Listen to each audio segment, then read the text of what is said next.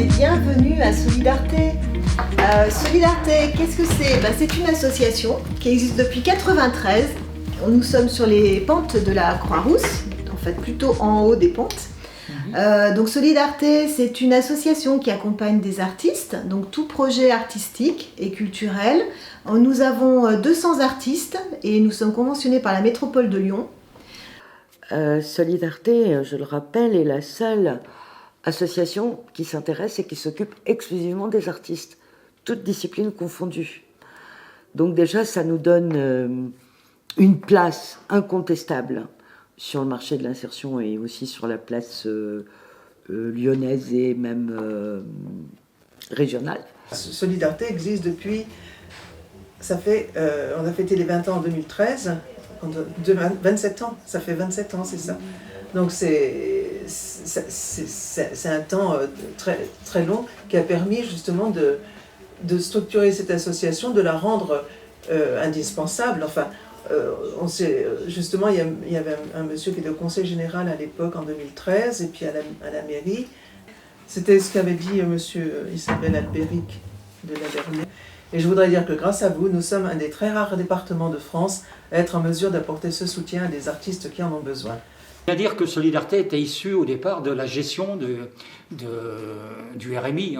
Donc c'est quand le RMI a été créé, il a fallu diagnostiquer les gens, les suivre. Et c'est pas les gens qui suivent un plombier qui était capable de suivre un artiste. La problématique étant totalement différente, il a bien fallu des gens qui soient capables d'analyser le parcours d'un artiste. À cette époque, quand je suis rentrée à Solidarté, j'étais commissaire d'exposition du marché de la création.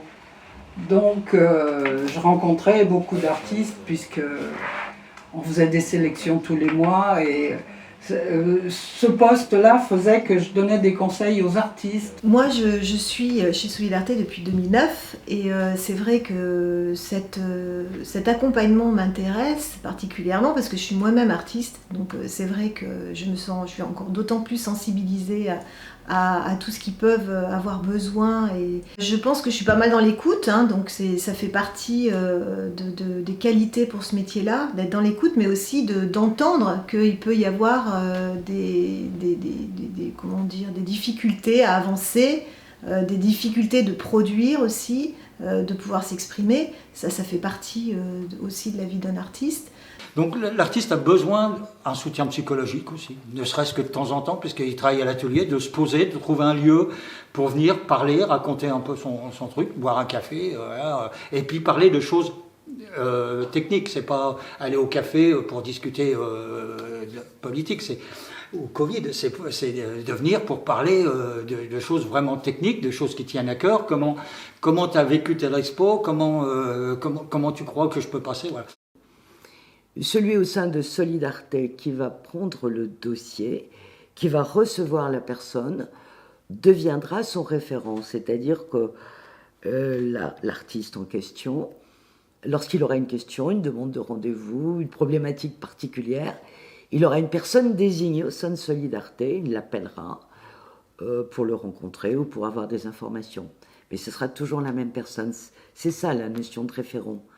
On les reçoit effectivement en entretien individuel parce qu'il faut qu'on fasse un point de leur activité. Il faut qu'à un moment donné, tout est déballé. C'est-à-dire qu'on parle effectivement de la production, on parle de la communication, on parle aussi un petit peu de l'environnement de l'artiste et aussi de sa capacité à aller à l'extérieur, communiquer, vendre, créer. Donc voilà, tout ça c'est des choses qu'on aborde. Ouais, c'est bien d'aimer l'art, c'est bien d'être intéressé par tout ça, mais si on n'essaye pas de faire en sorte que les gens qui créent aient des conditions satisfaisantes pour vivre, c'est un peu dommage. Et donc c'est pour ça que je suis resté, que j'ai continué à m'impliquer, c'est de me dire que tous les artistes ne sont pas Jeff Koons et tous ne roulent pas sur l'or et qu'il faut mettre en place en tout cas sans parler forcément des moyens de subvenir à leurs besoins, mais en tout cas des aides pour que ceux sont des artistes et donc n'ont pas forcément la bonne compréhension des codes administratifs, des rouages de nos sociétés, puissent être aidés.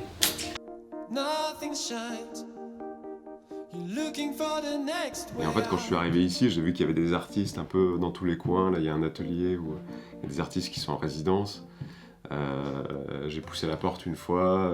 Voilà, c'est des gens qui travaillent du bois, des gens qui font des sculptures, qui font du dessin, ça fourmille un peu. Il y a aussi une autre salle là où il y a des concerts, des expositions qui se font. Nous arrivons à la salle de la menuiserie. Vous allez découvrir l'espace. Une belle salle en pierre. Alors dans cette magnifique salle de la menuiserie, actuellement on accueille Très Collectif, qui est un collectif de dessinateurs de BD. Et ce qui est intéressant aussi cette salle de la menuiserie, c'est qu'elle accueillera en septembre-octobre, on va dire, une partie de l'exposition de la Biennale hors norme, qui sera en parallèle à l'événement de la Biennale. Et notamment, on a reçu l'année dernière, en 2020, des enfants du centre de loisirs de Communé qui sont venus en fait découvrir des ateliers artistiques qui étaient organisés par les artistes, notamment des ateliers d'écriture, de méditation et de peinture. Voilà, donc cette salle est aussi utilisée par nos partenaires qui peuvent faire des réunions de travail. Don't waste your time. Don't look back again.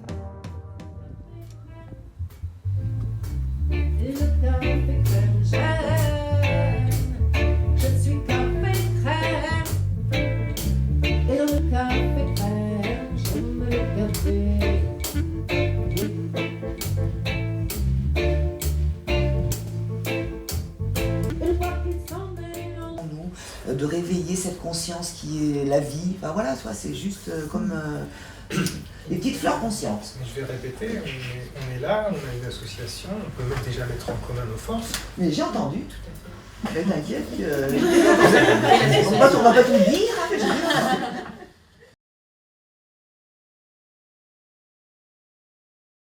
Et peu à peu, au fil du temps, on a créé différents ateliers. Par contre, là, on a tellement créé d'ateliers. Et aussi, c'était aussi ces ateliers... Enfin, il y avait deux sortes d'ateliers. Il y a toujours deux sortes d'ateliers. C'est-à-dire des ateliers qui peuvent apporter des informations à notre public et des ateliers qui sont aussi des mises en situation pour les artistes ou pour les personnes qui sont suivies.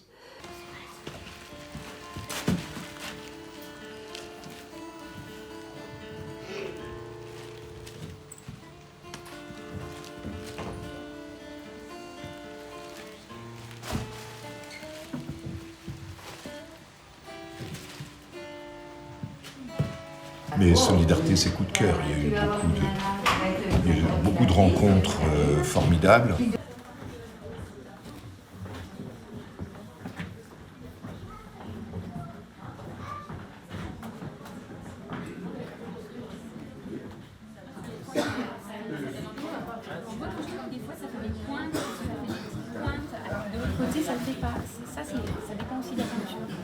L'intérêt chez Solidarté de faire réseauter tous ces artistes, c'est-à-dire que par exemple au cours d'une exposition, on peut très bien avoir un musicien qui vient faire jouer un petit morceau de musique pour se faire connaître. Donc on essaye de mélanger effectivement lors des expositions, des concerts, différents arts, qui permet aussi de mélanger le public et de proposer une offre un peu plus élargie.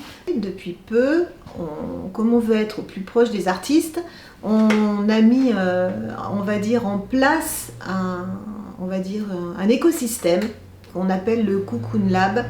C'est-à-dire que l'artiste peut venir avec une idée et on va l'aider à réaliser cette idée. Et ensuite, nous allons avoir un festival de musique les 19 et 20 juin où on pourra découvrir les musiciens émergents de Solidarté.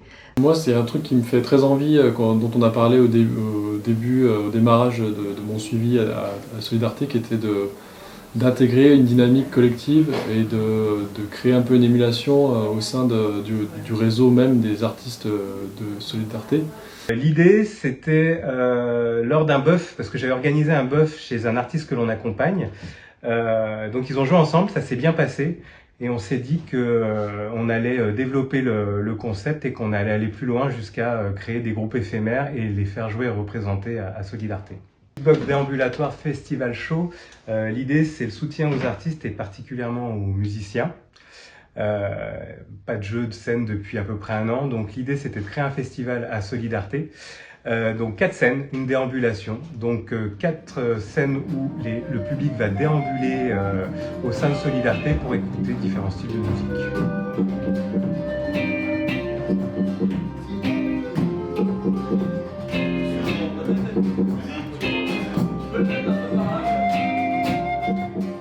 C'est vrai que c'est marrant, je ne m'attendais pas à ça, mais au fur et à mesure des entretiens, on s'est rendu compte qu'on pouvait faire quelque chose d'artistique ensemble, et du coup ça m'a beaucoup intéressé.